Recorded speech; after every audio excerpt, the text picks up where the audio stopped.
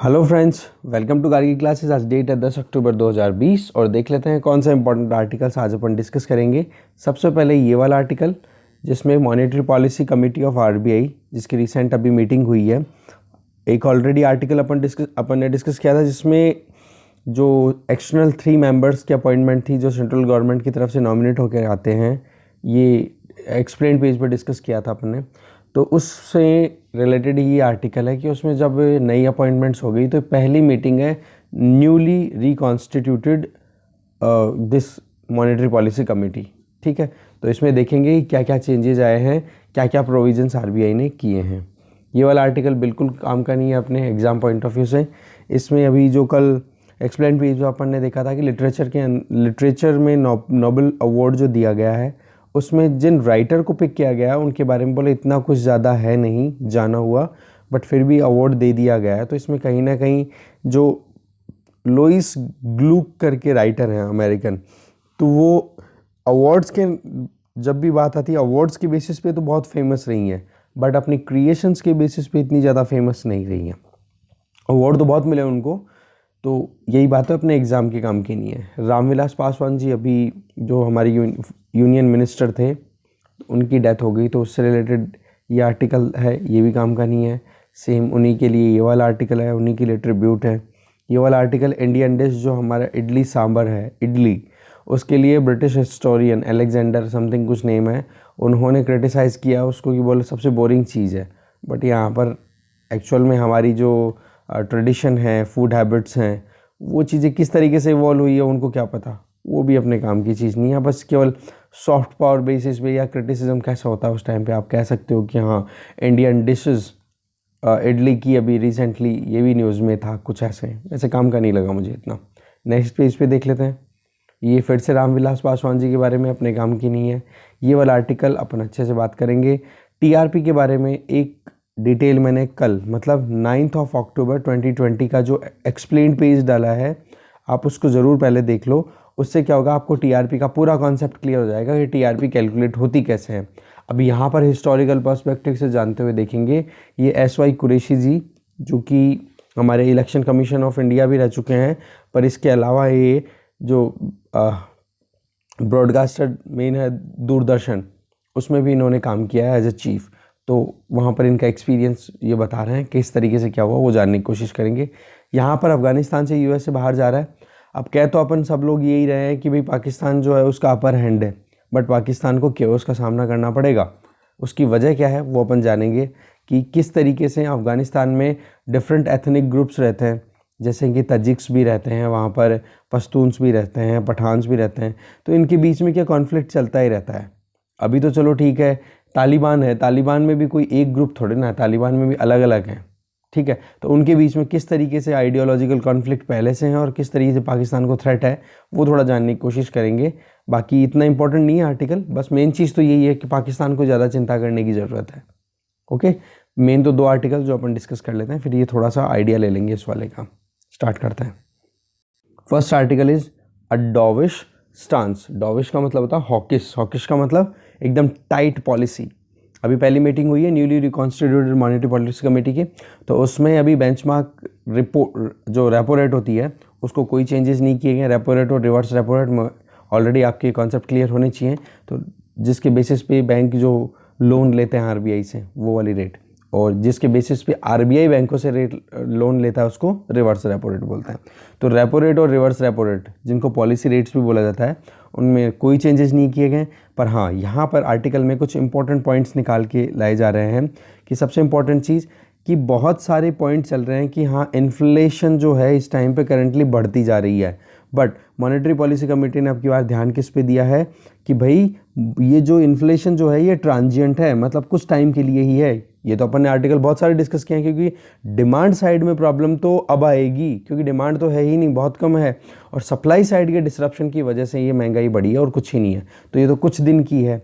तो टारगेट अभी monetary policy committee का क्या रह गया है, बोलो ग्रोथ जो है ना वो हमारी अच्छी होनी चाहिए।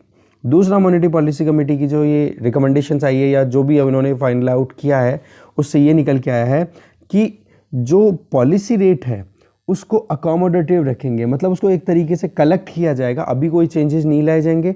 और फिर आने वाले टाइम में नेक्स्ट फाइनेंशियल ईयर में जैसे ही इन्फ्लेशन और मार्केट में एक रिदम आएगी, तब जाके इकोनॉमिक एक्टिविटीज़ को स्टिमुलेट करने के लिए फिर पॉलिसी रेट को थोड़ा और लूज़ करेंगे। इसके लिए क्या है, थर्ड जो आउटकम निकला है वो कि इन्फ्लेशन जो है आने वाले टाइम में नेक्स्ट जो हाफ है इस फाइनेंशियल ईयर का, उसमें 4.5 से 5.4% तक हो जाएगी, जो कि मेन टारगेट जो आरबीआई को दिया हुआ है 4+- 2% वाला, उसकी रेंज में आ गया, 6% के नीचे आ गया। अब उस केस में क्या हो जाएगा, आरबीआई के पास में और फ्लेक्सिबिलिटी रह जाएगी कि वो मार्केट में मॉनेटरी पॉलिसी का यूज़ करके पैसा और फेंक सके, जिससे कि डिमांड बढ़े। ओके, तो इस तरीके से अकोमोडेटिव पॉलिसी का एक तो स्टांस देखा गया है। अकोमोडेटिव मतलब अभी तो हम कुछ करेंगे नहीं, हम स्पेस बनाएंगे, फिर अचानक से पूरा मार्केट में पैसा फेंकेंगे जिससे कि इकोनॉमिक एक्टिविटीज़ रिवाइव हो सके। अब इसके लिए 4 से 4.5 से 5.5% की जो ये इन्फ्लेशन रेट आ जाएगी, ये जो नेक्स्ट हाफ आने वाला है इस करंट फाइनेंशियल ईयर का, तो उसमें आप देखोगे कि 2021-22 का जो फाइनेंशियल ईयर होगा उसमें शुरुआती दिनों में ही आप देखोगे कि वहाँ पर मॉनेटरी पॉलिसी के कमेटी की मतलब खुद की जो सोच है या खुद का इनका डिस्कशन है, उसके बेसिस पे ये फाइनल आउट किया गया कि इन्फ्लेशन 4.3% तक आ जाएगी, तो इनके पास में और स्पेस बच जाएगा। तो फिर ये ओपन मार्केट ऑपरेशंस हो गए, रेपो रेट को और रिड्यूस करना हो गया, वो सारे ऑपरेशन से परफॉर्म उस टाइम पे कर लेंगे।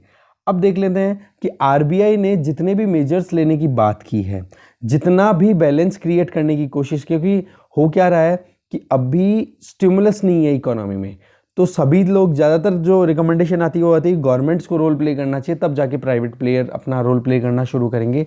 तो सेंट्रल गवर्नमेंट ने ये कहा कि भाई स्टेट्स आप लोग भी अपने लेवल पे काम करो, आप भी बोरोइंग करो और आप भी स्पेंडिंग इंक्रीज करो। बट इससे रिलेटेड ऑलरेडी एक कंट्रोवर्सी अपन डिस्कस कर चुके हैं कि जीएसटी के बेसिस पे जो कॉम्पनसेशन का एग्रीमेंट हुआ था, कॉम्पनसेशन एक्ट के बेसिस पे, तो सेंटर वहाँ पर उसमें खरा नहीं उतर पाया। तो इस केस में अब सेंटर्स को कहीं ना कहीं एक बैकिंग देने के लिए सेंटर ने स्टेट्स को ये कहा है कि आप भी अपने बॉन्ड्स रिलीज करो और हम उन बॉन्ड्स की जो एक मैच्योरिटी है या फिर जो भी टेन्योर होता है उनका पूरा, जितने भी टाइम तक आप मार्केट में बॉन्ड्स को छोड़ते हो, उधारी लेते हो मार्केट से, उतने टाइम तक हम आपको प्रोटेक्ट करके रखेंगे, आपको चिंता करने की ज़रूरत नहीं है।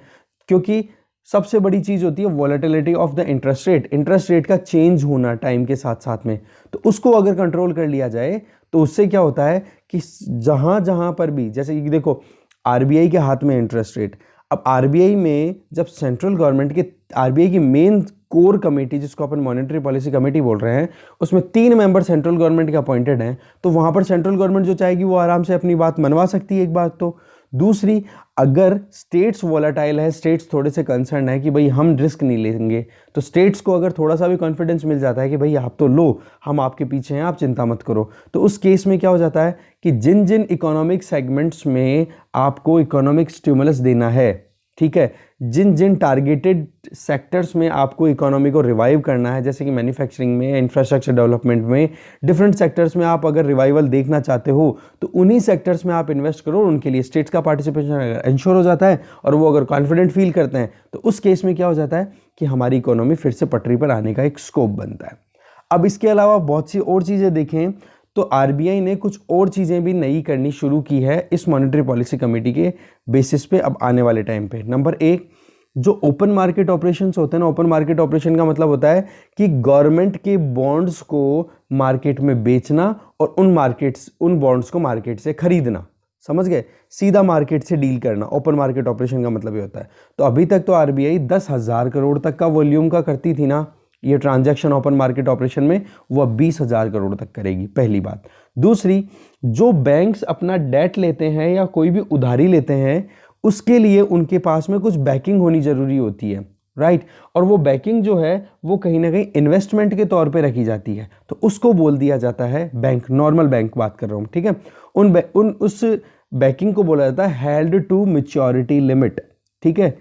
ये एक तरीके से डेट इंस्ट्रूमेंट है या फिर एक मैंडेटरी ऑब्लिगेशन है उन बैंक्स पे कि भाई आपके ऊपर रिस्क इतनी ज़्यादा है तो आप इतना तो कम से कम अपने पास में बैकिंग में रखोगे, अगर बैंकरप्ट हो जाए तो आप बचने के स्कोप तो रखोगे, ठीक है। तो वो इन्वेस्टमेंट के तौर पे कराया जाता है। तो इसमें भी आरबीआई ने बोला कि मार्च 2022 तक हम 22% ही इंटरेस्ट, मतलब इस परसेंट पर ही इसको रखेंगे।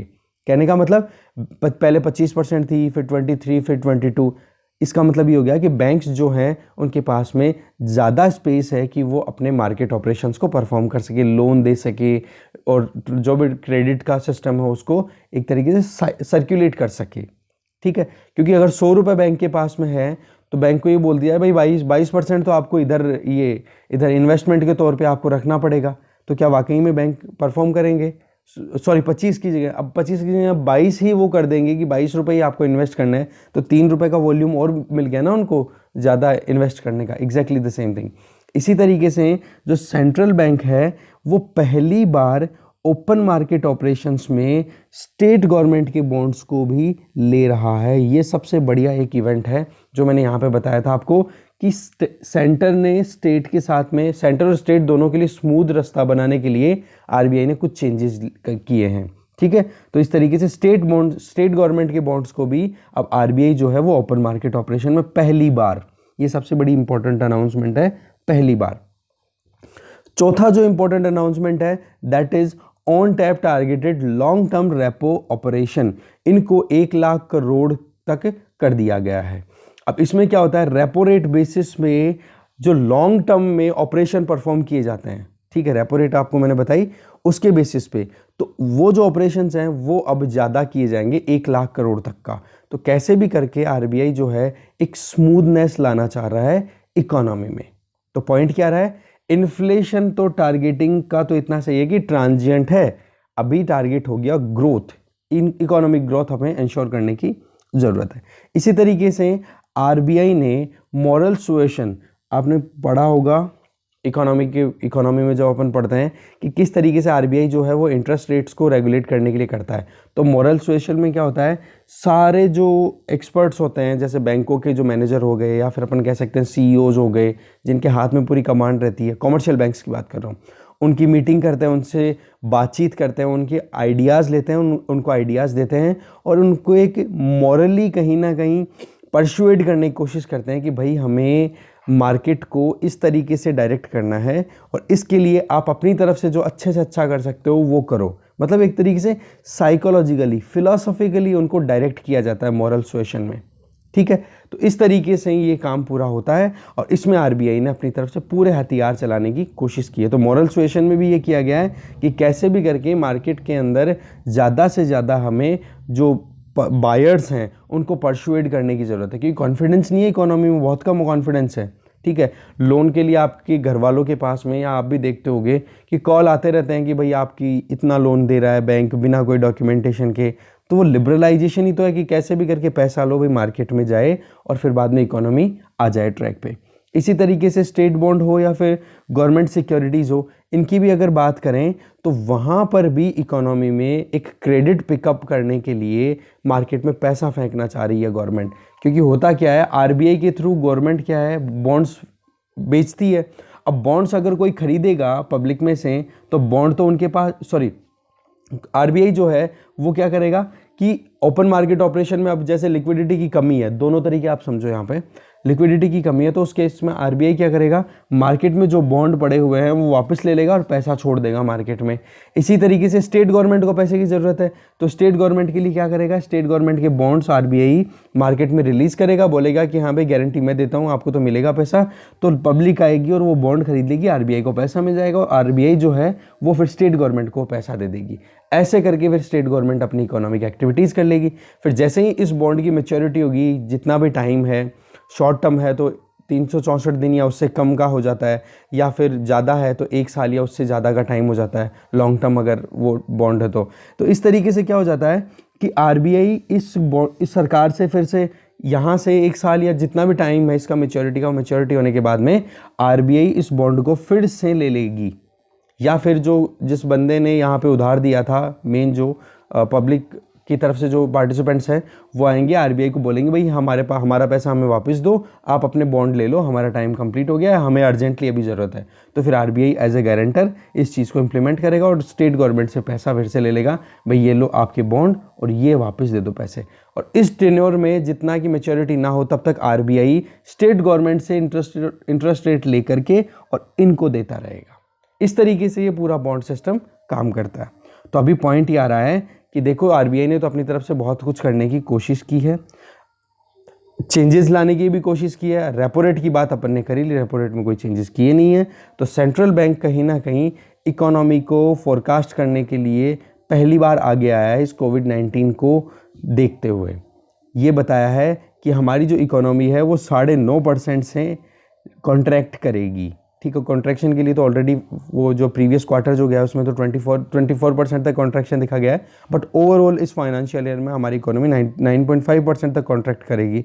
तो इस तरीके से आने वाले टाइम पे इकोनॉमी रिकवरी तो करेगी पर कॉन्ट्रैक्शन कंटिन्यू रहेगा, रिकवरेबल होगा। ऐसा नहीं कि अभी जितना ग्रेव था उतना ही ज़्यादा रहेगा, पर कॉन्ट्रैक्शन रहेगा पर कंपैरेटिवली कम परसेंटेज। दूसरा, जो इकोनॉमिक एक्टिविटीज़ है वो धीरे धीरे रिवाइव करेंगे, तो आने वाले टाइम पे डेफिनेटली कुछ ना कुछ इंक्रीमेंट देखा जाएगा। फेस्टिव सीजन भी आ रहा है, और दूसरी तरफ टेंशन की बात यह है कि पेंडेमिक है वो लगातार बढ़ता जा रहा है, केसेस कंटिन्यूस आ रहे हैं। वो बात अलग है कि धीरे धीरे अब लोगों ने इस चीज़ को इग्नोर करना शुरू कर दिया, क्योंकि मोर्टेलिटी रेट जो है, फर्टिलिटी रेट जो है इंडिया में वो कहीं ना कहीं कम है, तो थोड़ा बहुत कॉन्फिडेंस इकोनॉमी आ रहा है, तो रिवाइवल देखा जा सकता है। नेक्स्ट आर्टिकल देखते हैं। नेक्स्ट है द ट्रू टीआरपी, जो टेलीविज़न रेटिंग पॉइंट्स टीआरपी की अपन बातें करते रहते हैं उसके बारे में है। एक्सप्लेन पेज पे ऑलरेडी डिस्कस किया हुआ है। चलिए स्टार्ट करते हैं डिस्कशन। देखिए इसमें बोल क्या रहे हैं राइटर कि अभी मुंबई पुलिस ने एक टीआरपी स्कैंडल को अनर्थ किया है, मतलब ओपन अप किया है। तो ये बोल रहे हैं कि जब मैं डायरेक्टर जनरल ऑफ दूरदर्शन था ना 2002 से 2003 के बीच में, तो मैंने भी बहुत देखा था कि एक दूरदर्शन उस टाइम पे 50% इंडियन पॉपुलेशन को कवर किया करता था, जबकि यहाँ पर आप देखोगे उसके टीआरपी केवल 2% तक ही रहती थी। तो आप देख सकते हो 50% पॉपुलेशन के पास में एक्सेसिबिलिटी थी, बट फिर भी 2% ही आप देख रहे हो टीआरपी। तो इन्होंने ये कहा कि भाई यहाँ तो कुछ ना कुछ गड़बड़ है, आप कैसे रेटिंग देते हो। तो रेटिंग देने के लिए 2 इंस्टीट्यूशन थे, एक तो TAM, एक थी INTAM। तो ऐसे करके जैसे जैसे टाइम बीता तो TAM की मोनोपोली फिर बाद में स्टैब्लिश हो जाती है। फिर इन्होंने जानने की कोशिश की कि ये रेटिंग सिस्टम काम कैसे करता है। तो इनको पता पड़ा कि जो पुराने टीवी सेट्स थे, आज तो चलो सेट टॉप बॉक्स बाहर की तरफ लगता है, पहले टीवी ट्यूनर जो था वो अंदर की तरफ ही होता था। तो जो कंपनी थी, जिसमें लीडिंग कंपनी का नाम बताया इन्होंने, नेल्सन, AC नेल्सन, ठीक है, इस कंपनी के द्वारा कुछ डिवाइसेस लगाए जाते थे, ठीक है। और वो पैनल जो था वो कहाँ इंस्टॉल किया जाता, टीवी को खोल करके और टीवी ट्यूनर के साथ में शोल्डर करके। अब होता क्या था कि वहाँ पर वो उन्हीं का, मतलब एक तरीके से मोनोपोली यहाँ पर ये आ रही थी कि जो वो टीवी ट्यूनर के साथ में जो डिवाइस इंस्टॉल किया जाता था ना, जिसके बेसिस पे ये देखा जाता था हाउस होल्ड कितना और कौन से चैनल को कितनी देर देख रहा है। टीआरपीसी बेसिस पे तो डिसाइड होती है कि कौन से चैनल को कितनी देर देखा जा रहा है और कौन सा ज़्यादा फेमस है, और उसकी बेसिस पे ही फिर बाद में जो एडवर्टाइजर्स हैं, जैसे लक्स वाले हो गए या फिर गार्नियर वाले हो गए, वो उनको फिर अप्रोच करते हैं और फिर वो अपने हिसाब से फिर पैसा लगाते हैं कि भाई 8 करोड़ दो, 800 करोड़ दो या 400 करोड़ रुपए दो, हम आपके ऐड को इतनी सेकंड तक दिखा देंगे और डेली आराम से हर 1 घंटे के अंदर हम 5 से 10 सेकंड आपका ऐड दिखाई देंगे। तो उसके बेसिस पे उनकी रेटिंग होती है। तो टीआरपी बढ़ाने के लिए कुछ चैनल्स ने इन कंपनीज़ के साथ में अपना अलायंस, एक तरीके से एक्सेस क्रिएट कर लिया और उसका फिर फ़ायदा उठाना शुरू कर दिया।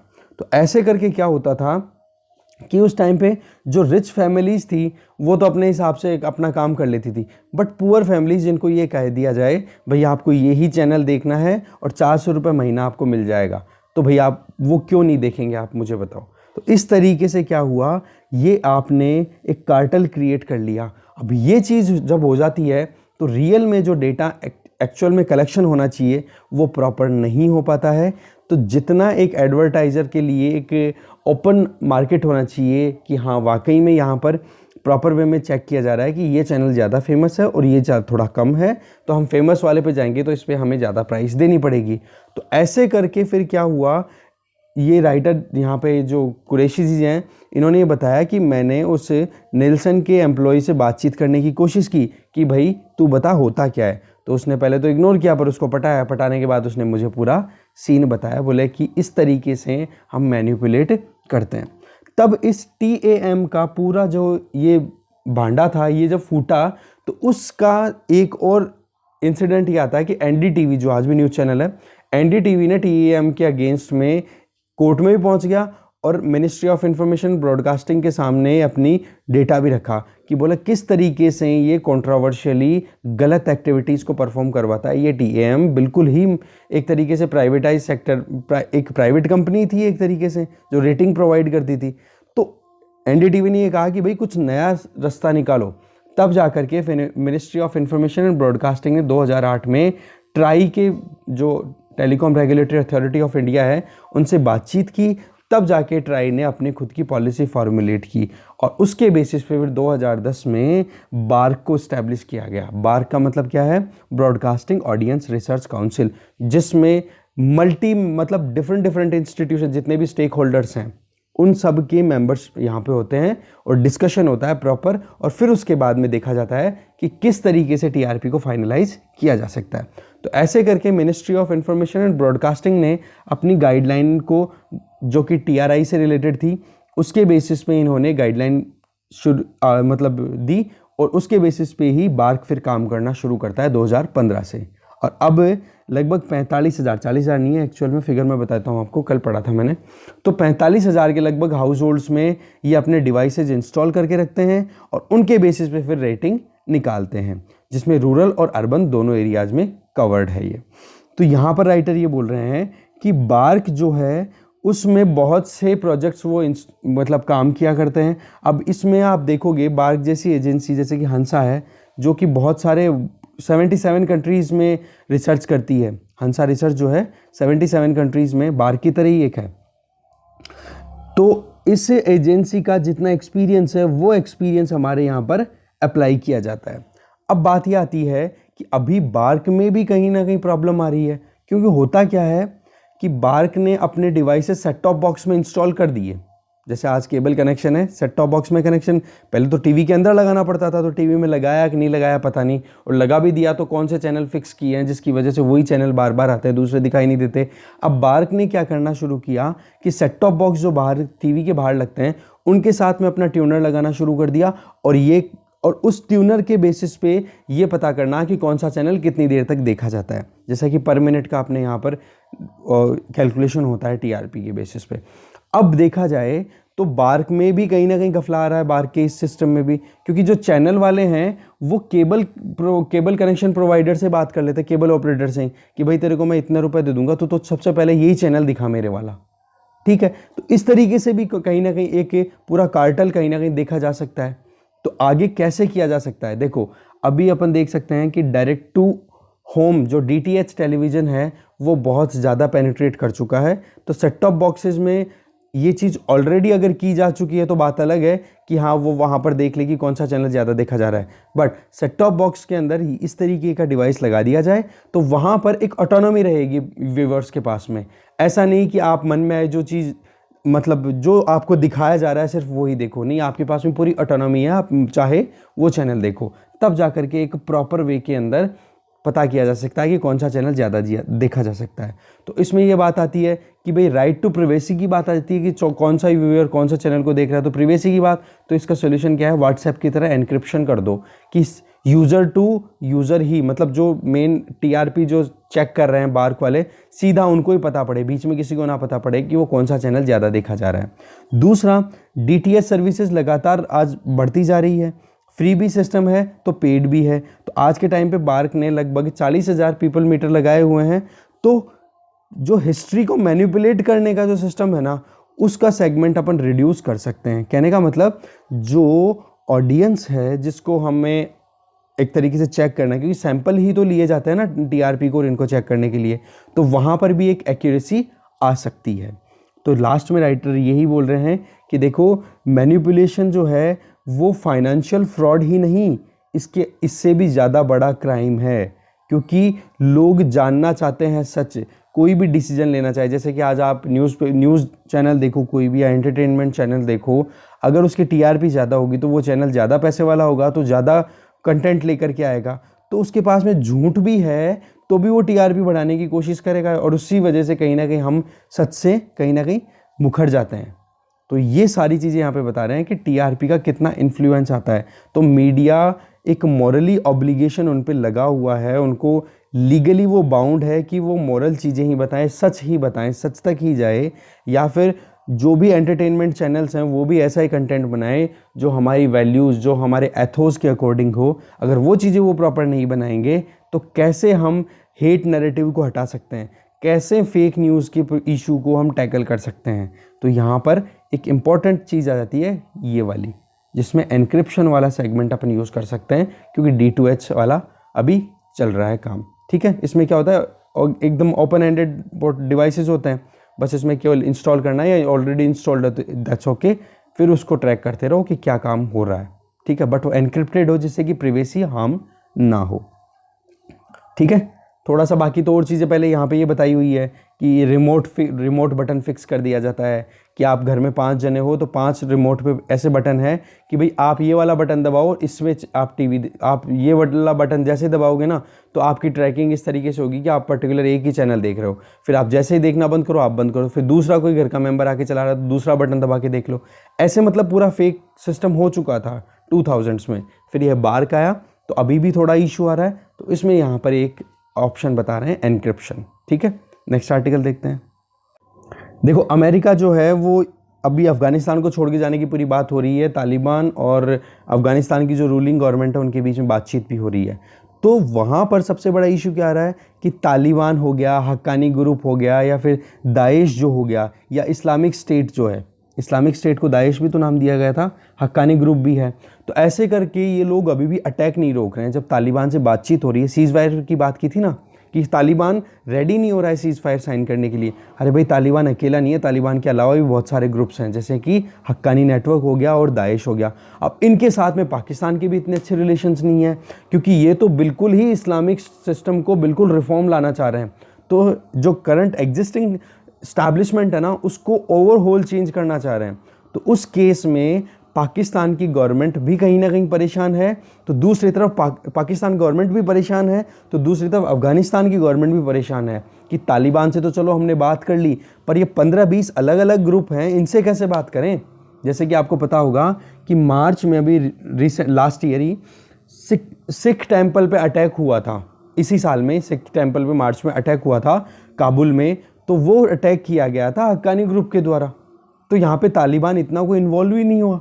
तो आप देखोगे कि अभी अफ़गानिस्तान के एक लीडर हैं जिनका नाम है अब्दुल्ला, उनकी विज़िट हुई पाकिस्तान में, और वो कैसे भी करके पाकिस्तान के साथ में अपने रिलेशनशिप स्टैब्लिश करना चाहते हैं अच्छे वाले, क्योंकि पाकिस्तान ने बहुत इंपॉर्टेंट रोल किया था जब यूएसएसआर ने इन्वेड किया था अफ़गानिस्तान में 1970s में, 79 की टाइम पे। तो उस टाइम पे पाकिस्तान और यूएसए के अच्छे रिलेशंस थे। तो यूएसए ने यूएसएसआर को वहाँ से अफ़गानिस्तान से उखाड़ के फेंकने के लिए पाकिस्तान की हेल्प ली, और पाकिस्तान ने खुले हाथों ओपन एंडेड हेल्प की, और ऐसे करके यूएसएसआर को अफ़गानिस्तान से भगा दिया गया। फिर होता क्या है, अब यूएसएसआर को भगाने के लिए पाकिस्तान ने क्या किया, ये इमरान खान बोलते भी हैं बार बार कि भाई हमने अफ़गानिस्तान से यूएसएसआर को खदेड़ने के लिए वहाँ के लड़ाके तैयार किए, वहाँ पर हम लोगों ने उन लोगों को जिहाद का नाम दे करके ट्रेनिंग दी, और आज वो ही वहाँ पर आतंकवादी बनते हैं। और आज पाकिस्तान की जो मिलिट्री है ना, उसके पर्सनल्स की डेथ होती रहती है डुरंड लाइन पे। डुरंड लाइन कौन से दो कंट्रीज़ के बीच में है, अफ़गानिस्तान और पाकिस्तान। वैसे तो बिफोर इंडिपेंडेंस पाकिस्तान इंडिया में ही था, तो ऐसे करके इंडिया और अफ़गानिस्तान के बीच में ये इंटरनेशनल लाइन ड्रॉ की गई थी ब्रिटिशर्स के द्वारा, Durand line. But after partition ये लाइन किसके बीच में चली गई, पाकिस्तान और अफ़गानिस्तान के बीच में। और जब अपन थोड़ा सा ऊपर जाएं जम्मू कश्मीर की तरफ, तब जा करके जब पीओके वाला ये जो गिलगित बाल्टिस्तान वाला रीजन है, इसको हम कंसिडर करते हैं, तो वहाँ पर ये पता पड़ता है कि इंडिया की भी थोड़ी बहुत बॉर्डर अफ़गानिस्तान के साथ में लगती है, जिसको भी हम डुरंड बोल देते हैं। बट बेसिकली अगर पूछा जाए तो अफ़गानिस्तान और पाकिस्तान के बीच में डुरंड लाइन है। तो वहाँ पर भी पाकिस्तानी आर्मी के पर्सनल्स की डेथ होती रहती है, कॉन्फ्लिक्ट वहाँ पर चलते रहते हैं। तो यहाँ पर जो मेन चीज़ जो बोलना चाह रहे हैं राइटर कि एथनिक ग्रुप बहुत सारे हैं। अगर रिपब्लिक गवर्नमेंट की बात करें अफ़गानिस्तान की, तो वहाँ पर भी अशरफ गनी तो एक तरफ देखोगे तो वो तो पख्तून है, तो दूसरी तरफ अब्दुल्ला जो है वो तजिक है। तो इनके बीच में भी कहीं ना कहीं कॉन्फ्लिक्ट है, इनके बीच में भी कहीं ना कहीं डाइवर्जेंस हैं। तो ये मल्टी एथनिसिटी का इशू है ना, ये हमेशा से अफ़गानिस्तान के लिए बहुत सारा परेशानी का कारण बनता रहा है। पहले भी स्वॉट वैली कहाँ पर है, पाकिस्तान अफगानिस्तान की डोरेंट लाइन है उसके पास में पड़ती है। स्वॉट वैली बुद्धिज़्म के लिए फेमस है, नाम भी आया था 2-3 साल पहले। वहाँ पर गौतम बुद्धा की जो एक पूरी इमेज थी उसको डिस्ट्रॉय कर दिया था, गांधार शैली के अंदर, गांधार स्टाइल के अंदर वो पूरी स्कल्पचर बनाई हुई थी, उसको डिस्ट्रॉय कर दिया गया था। तो उसको रिपेयर करने का जिम्मा जो है वो अभी एक इटालियन कंपनी कर रही है, उसको रिपेयर कर रही है। ओके तो स्वॉट वैली में भी कहीं ना कहीं पाकिस्तान अफगानिस्तान के इन छोटे छोटे लड़ाकों की वजह से परेशानियों का सामना करता हुआ दिखाई देता है। तो पॉइंट यहाँ पे ये है कि भाई यूएसए तो निकल रहा है, इतने दिन तक तो यूएसए कहीं ना कहीं एक कहते हैं ना लगाम पकड़े हुए था, अब लगाम तो छूट रही है। तो पाकिस्तान के लिए भी भाई वल्नरेबिलिटी तो बढ़ रही है, अफगानिस्तान के लिए तो है ही। दूसरा, इंडिया की बात अगर करें तो इंडिया जो है वो ट्रेडिशनली तजिक्स से हमेशा से कनेक्टेड रहा है, जैसे कि अब्दुल्ला जो है ना, इनसे कनेक्टेड रहा है। नॉर्दर्न अफगानिस्तान में तो इंडिया की अच्छी खासी है, बट सदर्न अफगानिस्तान जो कि इंडिया के भी बिल्कुल क्लोज आ गया, तो पाकिस्तान से भी उसकी बॉर्डर शेयर होती है, वहाँ पर सबसे बड़ी प्रॉब्लम है। तो पाकिस्तान को कहीं ना कहीं ज़्यादा टेंशन की बात है अभी। ठीक है, तो इस तरीके से मोटी मोटी चीज़ मैंने बता दी, और आप एक बार देख लेना यहाँ पे कि किस तरीके से उज़्बेक्स, उइगुर्स, ये छोटे छोटे ग्रुप्स वहाँ पर किस तरीके से, क्योंकि होता क्या है जो सेंट्रल एशिया है ना वो ट्राइबल ग्रुप्स का एक मतलब यहाँ पे ज़्यादा ट्राइब्स रहती हैं। अब वो ट्राइब्स भी, ट्राइब का मतलब ये नहीं होता, मतलब ट्राइब का मतलब क्या होता है कि वो छोटे छोटे ग्रुप में रहते हैं आइसोलेटेड, और उनकी आइडियोलॉजी भी डिफरेंट होती है हर तरीके से। अच्छा एक चीज़, तालिबान जब रूल में आता है तो तालिबान तो शरीयत लॉ लेके आएगा, तो और भी एक्सट्रीम रूल्स अप्लाई करेगा। ऐसे नहीं कि दूसरे ग्रुप्स के लिए लिबरल होगा, नहीं, वो तो ये कहेगा कि एग्जैक्टली शरीयत ही इम्प्लीमेंट करना है। जहाँ पर वुमेन के लिए या फिर दूसरे सेक्शंस के लिए जो भी हैं, जैसे अब सिख वहाँ पे रहते हैं, या फिर कोई हिंदूज़ अगर रहते हैं, या फिर जो भी और कम्युनिटी के रहते हैं जो कि शरीयत को इतना नहीं मानते, तो उनके लिए तो बहुत ज़्यादा हार्मफुल कंडीशन बनने वाली है। और पाकिस्तान के लिए तो वल्नरेबिलिटी पहले भी थी, अमेरिका था तो अमेरिका चला जाएगा तो और ज़्यादा कॉन्फ्लिक्ट अब बढ़ने के चांसेस हैं। इसीलिए अब्दुल्ला पाकिस्तान में बात करने आए हैं कि भाई हमने मिलके ही फिर इन सारी चीज़ों को अब टैकल करने की ज़रूरत है। ठीक है, तो इस तरीके से आर्टिकल डिस्कशन यहीं ख़त्म होता है। Thank you.